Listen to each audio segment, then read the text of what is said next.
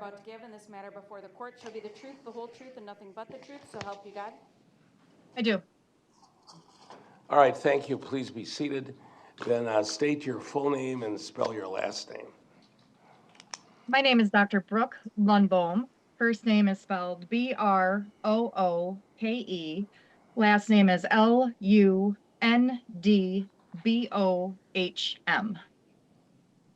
All right, very good. Thank you, doctor. Then Attorney Nicolai. Thank you, Judge. Good morning, Dr. Lundbohm.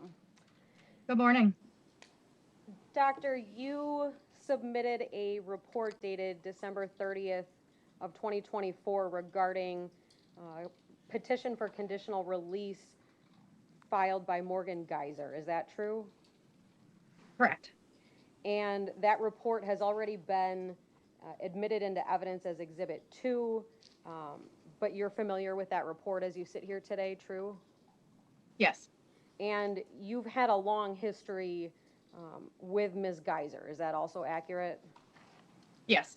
And in fact, on page 2 of your report, you actually outline the various evaluations and reports that you've done regarding Ms. Geyser and her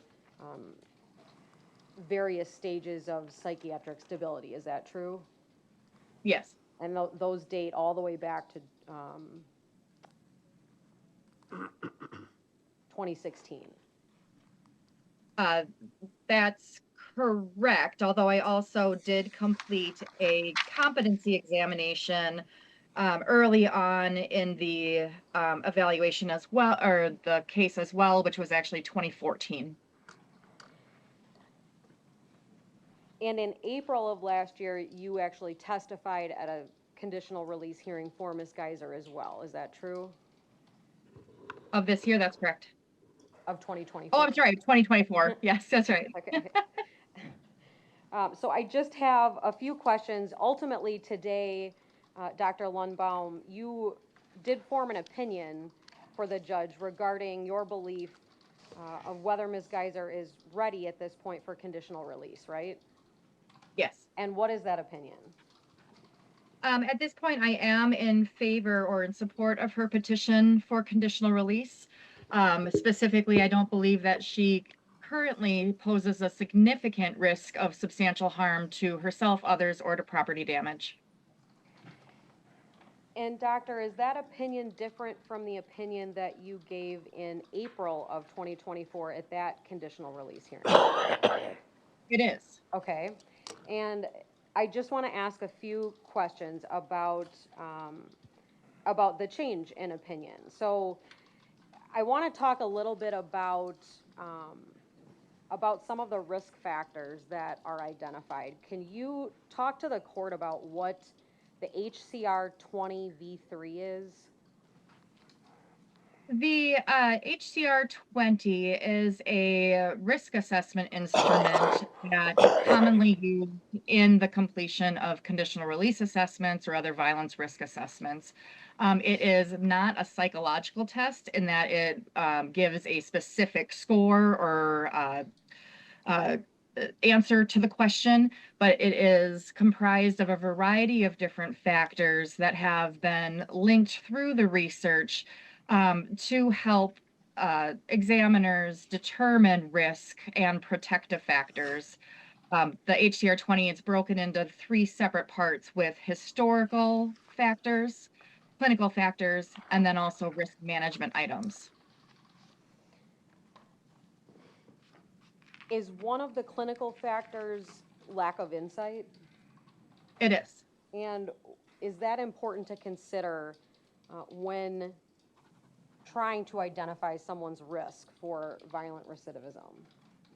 It is one of the several different factors to consider, but it is an important factor, yes. And what is meant by lack of insight? So insight relating to a person's understanding of their mental health condition, but also insight and understanding of the different factors, warning signs, triggers that have brought a person to previous acts of violence. In terms of your concerns in April of 2024, Did you have concerns about Ms. Geyser's insight into her mental illness? Yes. And at this point in time, well, strike that. Did you, in April of 2024, have concerns about Ms. Geyser's credibility as a reporter? I did. And so I want to talk about kind of that trajectory over time, if we can. Can you remind the court, please, of the initial findings regarding the psychological diagnosis that Ms. Geyser had at the time of the index offense? So at the time of the index offense, there was consensus amongst a variety of professionals involved in the case that she was experiencing symptoms of a psychotic spectrum disorder that was eventually pretty consistently diagnosed as schizophrenia. The symptoms that she displayed of particular relevance were delusional ideas related to the fictional character of Slender Man, but also a variety of auditory and visual hallucinations, disorganized thinking, disorganized behavior, and instability in her emotional regulation.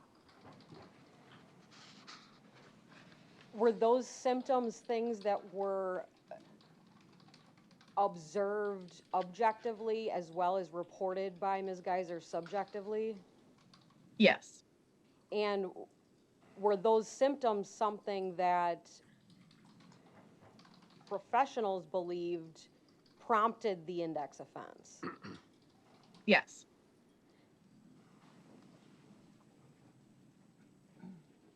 Now, at some point in time, more recently, did Ms. Geyser indicate that those symptoms were made up? Yes. So, as outlined in the previous report to the court, as well as in my previous testimony, there was a shift in Ms. Geyser's articulation of her experiences around the time of the index offense and afterwards. In fact, she had started to claim that she had fabricated the signs of mental illness, though that was not supported by any professional that's been involved in her case, whether as an evaluator or treatment provider. And I believe I recollect that even the last time you testified, we talked about this, and you even challenged Ms. Geyser about the fact that her claim of fabrication just wasn't consistent with the other evidence, right? Correct. And what did Ms. Geyser say about that?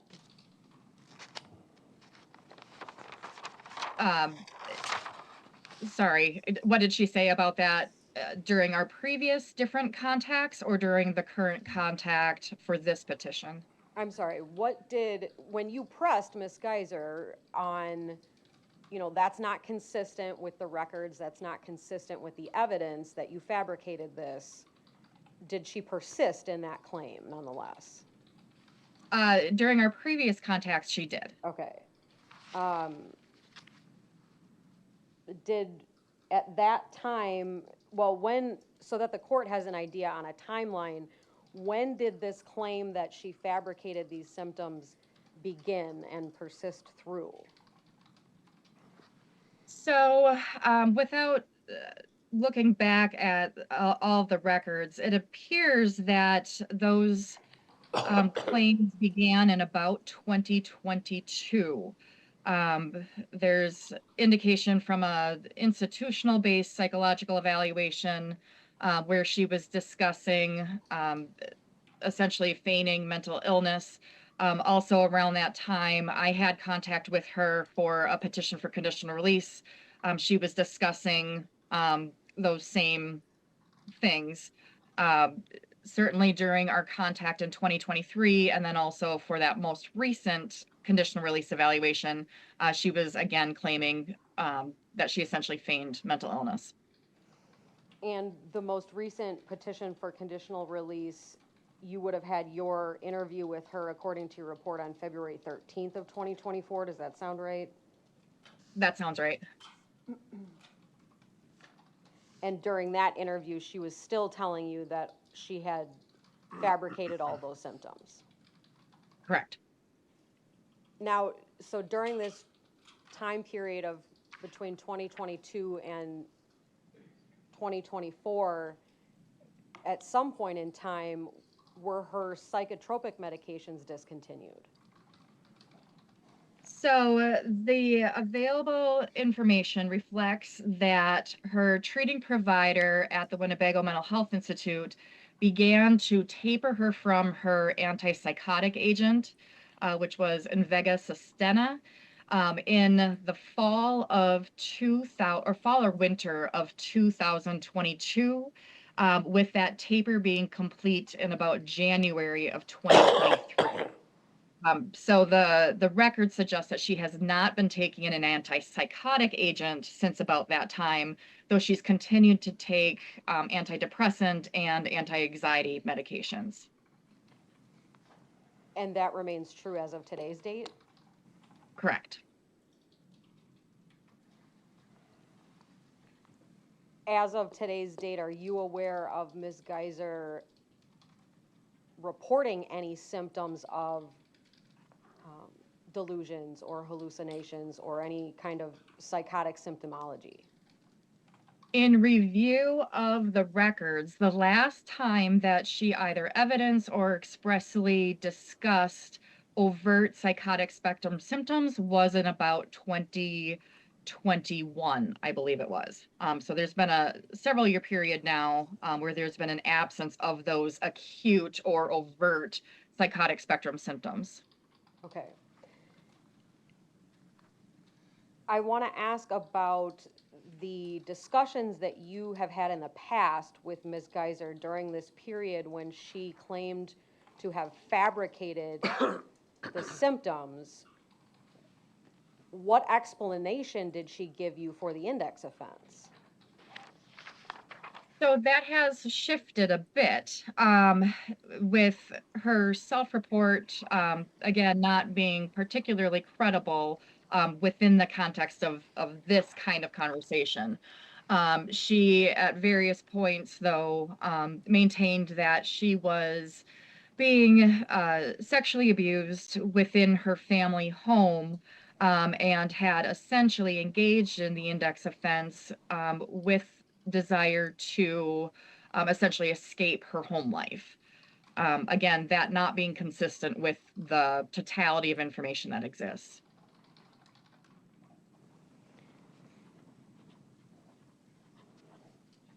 In your current report, in Exhibit 2, you indicate that Ms. Geyser no longer claims that she fabricated symptoms, right?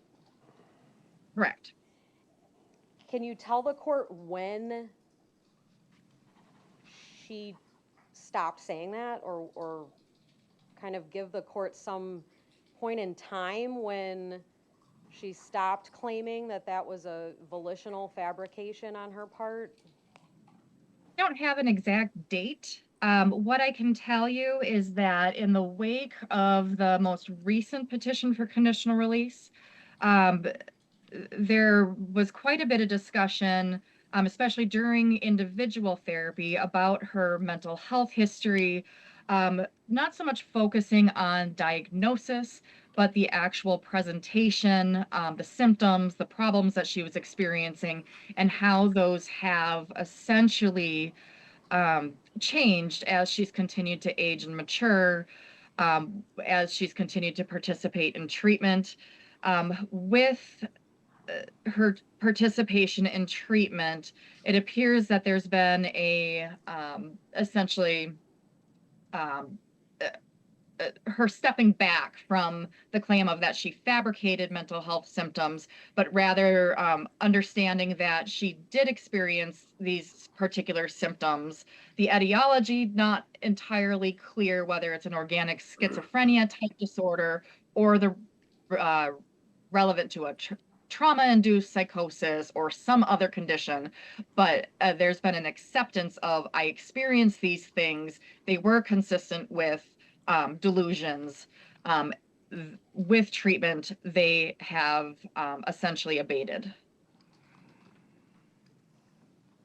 So if I'm hearing you correctly, that has been sometime since April of 2024 that has all occurred.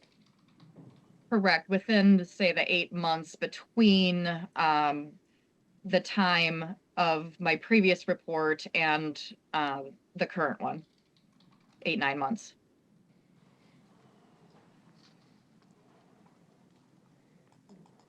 Have you ever asked Ms. Geyser why she would claim that she had fabricated those symptoms? We did discuss that during the current clinical interview for the current petition. She had vocalized that it's been difficult for her to appreciate and understand the different experiences and symptoms she's experienced over time, in part due to the young age that she was when the index offense occurred, in part due to memory not necessarily being fully formed or being impacted by the severity of her symptoms over time. Also, there's been changes simply because of development and maturity, changes in her chemical makeup as she's continued to get older. Her current understanding is that she experienced fantasy related to these different fictional characters, and within the context of her mental illness, fantasy essentially became blurred with reality, where she had a difficult time determining the difference between essentially what's fiction versus what's real.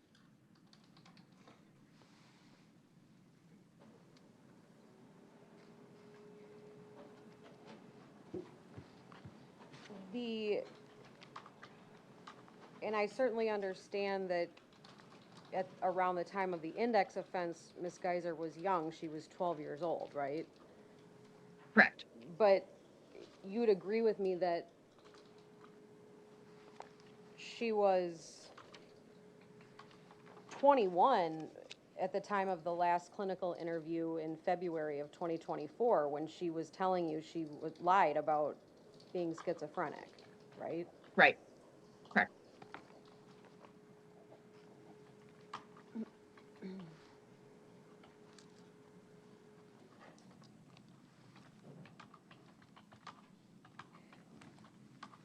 Would you agree that in this case that there is a core, there's a lack of clarity regarding the motivation for the actual index offense?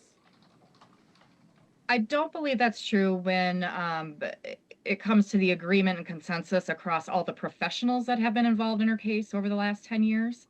I think that consistently the professionals have agreed that there was an underlying psychotic spectrum disorder that was quite acute and impacted her reality attachment, her behavior, her ability to problem solve, and that has consistently remained the case in the way that the different professionals have viewed what happened back in May of 2014.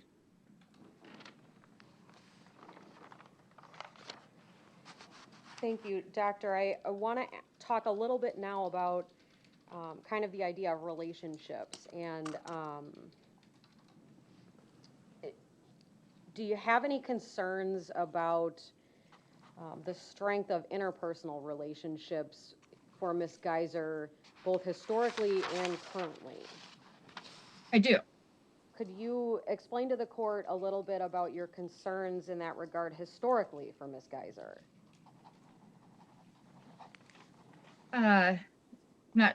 It's a pretty broad question, so I'll try to break it down a little bit here. So historically, Ms. Geyser has demonstrated difficulties in forming bonds and attachments with others. There's a pattern of interpersonal conflict, whether it's other patients at the institution, her family members, individuals that she has, acquaintances or friendships that she's made. That said, she is an individual who's essentially grown up in a adult psychiatric hospital, so her opportunities to have kind of typical developmental social relationships have also been impacted just by virtue of her placement.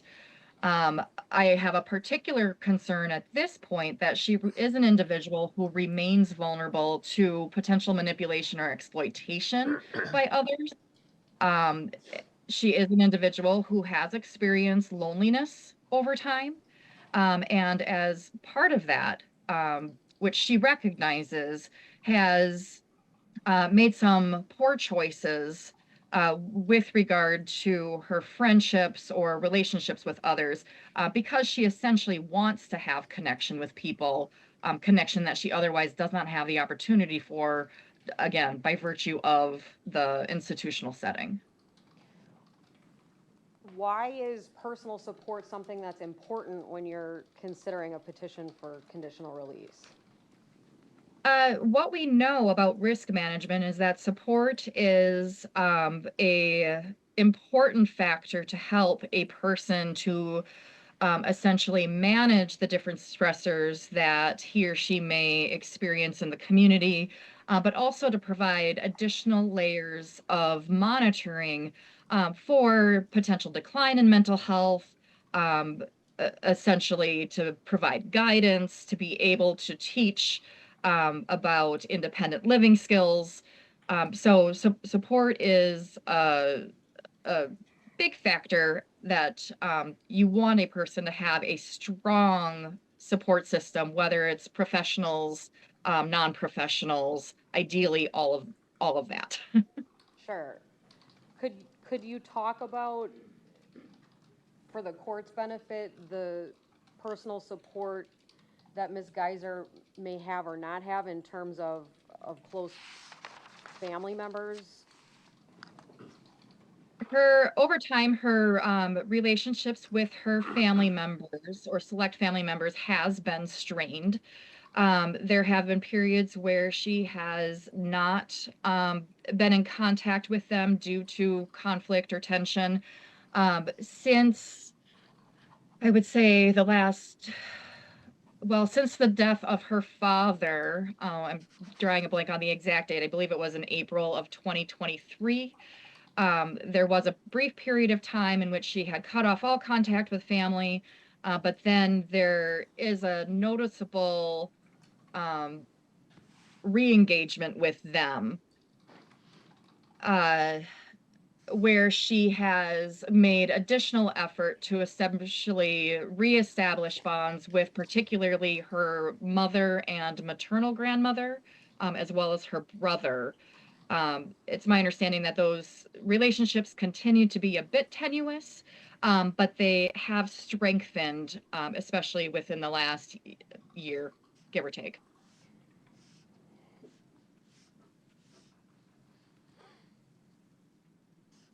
When you completed the Minnesota multiphasic personality inventory with Ms. Geyser, was there any insight into how she perceived her social support system using that tool?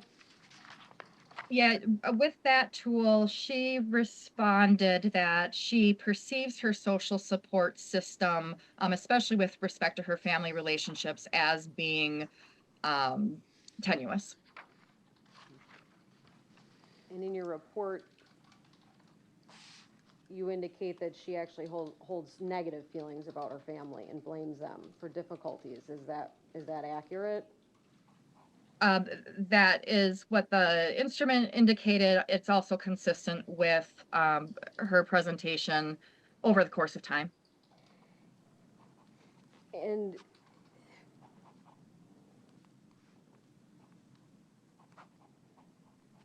how can that impact someone's risk for violent recidivism? If that's the feelings that they hold regarding the two closest family members to them. In and of itself, fractured family relationships wouldn't necessarily augment a person's risk if there's additional levels of support that they can rely upon. In Miss Geyser's case, she would have the benefit of rather significant professional support surrounding her if she were to be discharged to the community. Um, Ideally, she will continue to bridge those gaps that exist with her family members and continue to strengthen those. However, frankly, a lot of people in the community don't have great relationships with their family, and in and of itself, like I said, that doesn't necessarily suggest that she would be a higher risk for violence. It's just one factor to consider, especially when we're creating a risk management plan for her discharge to the community. Sure. Thank you, Doctor. I have a couple of questions about one of the other risk management factors, the non-compliance with remediation factor. What does that mean? Can you tell the court what that factor is talking about? So that factor would be trying to predict her, when it comes to the risk management factor, trying to predict the likelihood that she is to follow the conditions and expectations of her treatment plan, of her supervision plan. In her particular case, she does have a history of essentially pushing back on expectations. However, that is been now years since she did that. Her recent stability and rule compliance in the institution does bode well for her success within the community, especially given her more recent willingness to accept feedback and guidance from individuals who are involved in her care.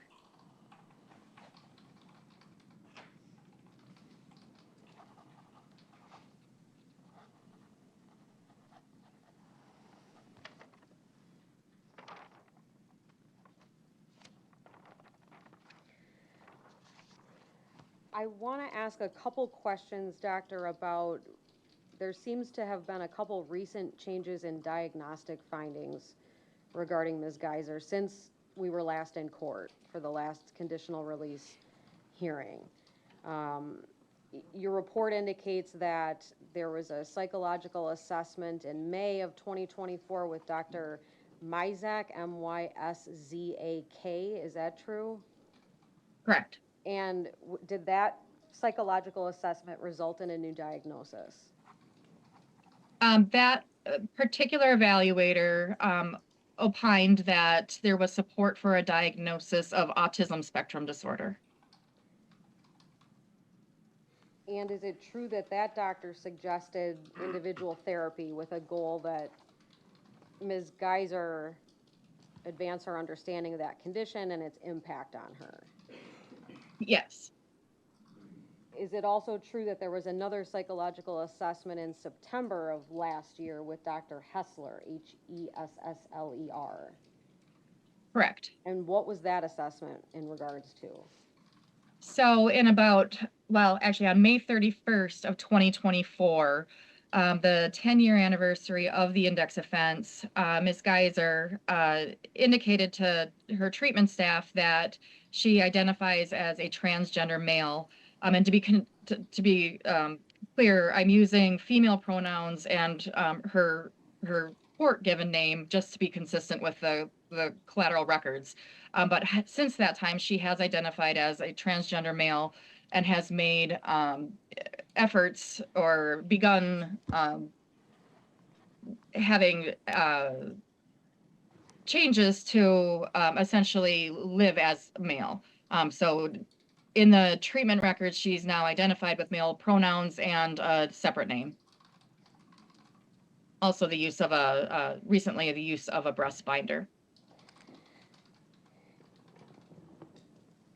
And that was the impetus for the assessment with Dr. Hessler? As I understand it, the institution staff referred her for that assessment, essentially to determine if there was implications of her underlying mental illness playing a role in the decisions and identity changes. The examiner at that point opined that there was not evidence of psychosis or other significant mental illness impacting her gender identity, but rather this has been a process that has been ongoing for quite some time.